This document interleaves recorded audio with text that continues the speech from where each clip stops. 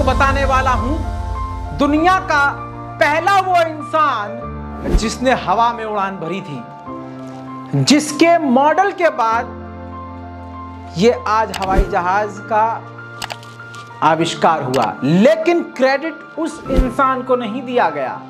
असल में परिंदों को देखकर उसने सोचा कि काश मैं भी उड़ सकता। परिंदों को देखकर ही उसने जो प्लानिंग करी, वो प्लानिंग करने वाला कौन था?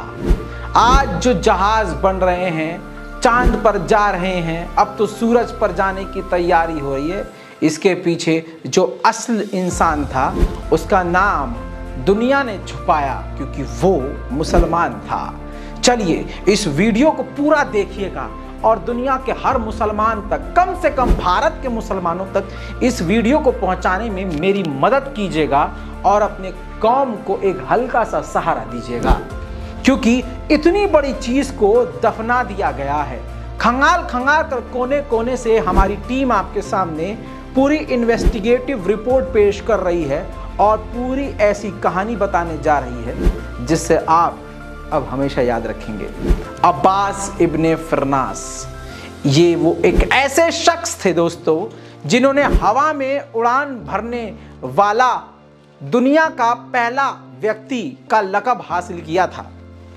यह अब्बास इब्ने फिरनास जिन्होंने 9वीं सदी में राइट ब्रदर्स, जी हां, राइट ब्रदर्स के पैदा होने से 1000 साल पहले ही हवा में उड़ान भरी और पहला फ्लाइंग मशीन का मॉडल तैयार किया था, जिससे प्रेरणा लेकर लियोनार्डो दी विंसी ने 14वीं सदी में एरोप्लेन का मॉडल बनाया। उनसे 1000 साल पहले ही आपको बता दूं अब्बास इब्ने फिरनास हवा में उड़ान भर चुके थे।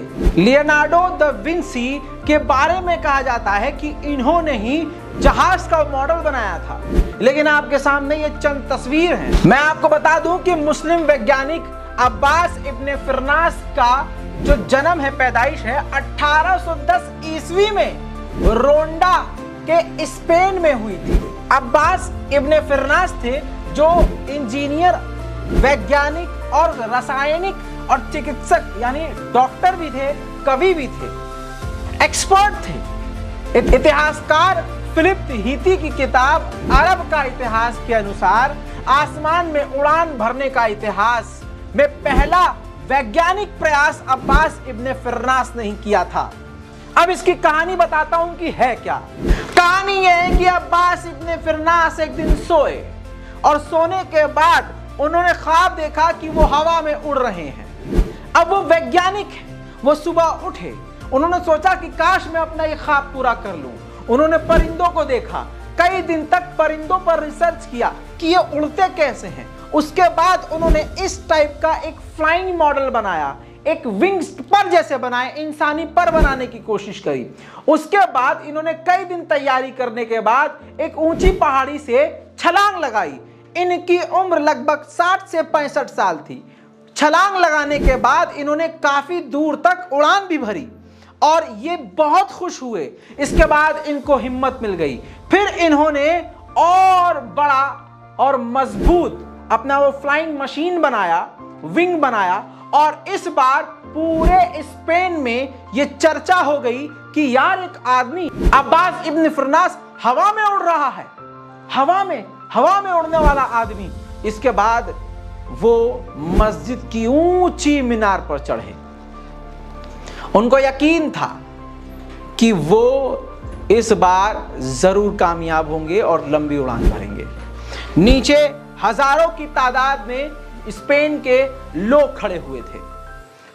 अब अब्बास इब्ने फिरनास ने उड़ान भरी, यानी छलांग लगा दी और उनकी वो मशीन काम कर गई। वो उड़ने लगे, उड़ते रहे। काफी समय बाद उड़ते उड़ते चश्मदीदों का कहना है, जो किताब में लिखा है इतिहासकारों ने, कि उनकी स्पीड तेज हो गई, इतनी तेज हो गई कि अब वो डिसबैलेंस हो गए। क्यों? क्योंकि उड़ते उड़ते उनको अपनी फ्लाइंग मशीन में ही कमियां नजर आने लगी। सबसे बड़ी कमी थी कि उनके उस डिवाइस की पूंछ नहीं थी। जो हम आज जहाज के पीछे जो पूंछ देखते हैं, उसका मेन काम होता है डायरेक्शन चेंज करना और बैलेंस करना। तो बैलेंस ही नहीं कर पा रहे थे फिरनास। हुआ ये कि काफी देर बाद उड़ने के बाद जब वो जमीन पर लैंडिंग के लिए आए तो हुआ ये कि वो डिसबैलेंस हो गए और वो जमीन पर बुरी तरह से गिरे। 60 और 65 साल की उम्र में जब हड्डियां टूटती हैं तो आप समझ सकते हैं क्या होता है।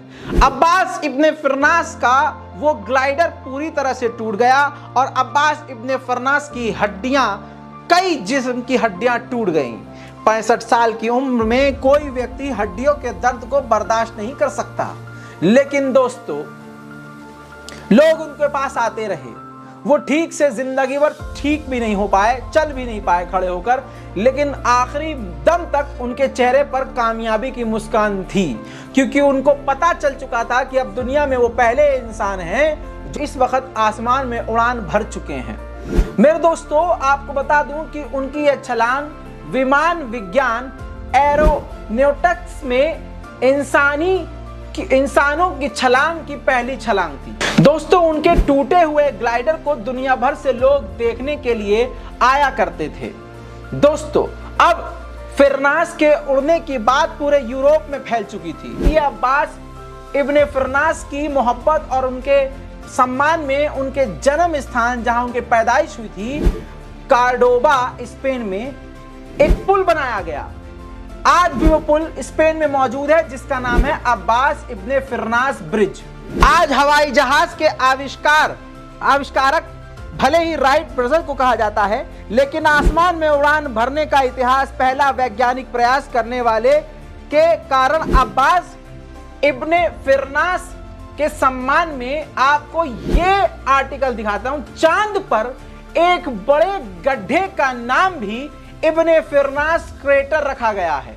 1976 में अब्बास इब्ने फिरनास को अंतरिक्ष में जाने वाले वैज्ञानिकों ने सम्मान देने के लिए, आपको बता दूं कि IAU-VGPS जो संगठन है जो मून पर काम करता है, उसने चांद पर एक गड्ढे का नाम इब्ने फिरनास रखा है। और ये पूरा आर्टिकल आप पढ़ सकते हैं, www.ilmfeed.com पर पढ़ सकते हैं। इतना ही नहीं, जब आप बगदाद इंटरनेशनल इराक में एयरपोर्ट पर उतरेंगे तो उनके सम्मान में उनका एक बड़ा स्टैचू बनाया गया है।